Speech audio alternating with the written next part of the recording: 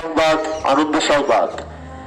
আগামী 30শে এপ্রিল বুধবার শুভ অক্ষয় তৃতীয়ার পূর্ণ লগ্নে মাননীয় মুখ্যমন্ত্রী মমতা বন্দ্যোপাধ্যায়ের ঐকান্তিক প্রচেষ্টায় দীঘায় যে জগন্নাথ মন্দির উদ্বোধন হবে, সেই উপলক্ষে দক্ষিণ চাচিয়াড়া গ্রামের শ্রী জগন্নাথ দেবের মন্দিরে সকাল 9 ঘটিকায় পুজো অর্চনা এবং প্রসাদ বিতরণ হইবে।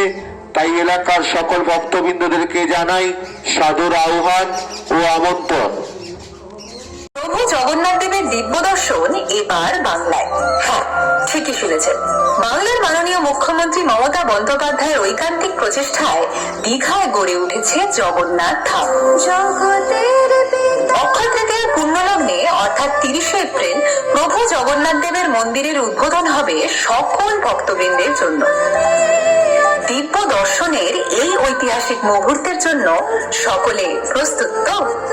বাংলার প্রতিটি মানুষ যাতে এই পূর্ণ মুহূর্তের সাক্ষী থাকতে পারে, তার জন্য সর্বভারতীয় তৃণমূল কংগ্রেস রাজ্যের সকল অঞ্চল বা ব্লক, ওয়ার্ড বা টাউন স্তরে লাইভ ভিডিও স্ক্রিনিং এর ব্যবস্থা করেছে।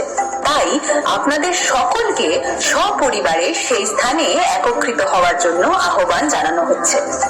এই লাইভ ভিডিও স্ক্রিনিং এর পাশাপাশি ভক্তবৃন্দের জন্য প্রসাদ বিতরণের ব্যবস্থাও করা হয়েছে সেখানে।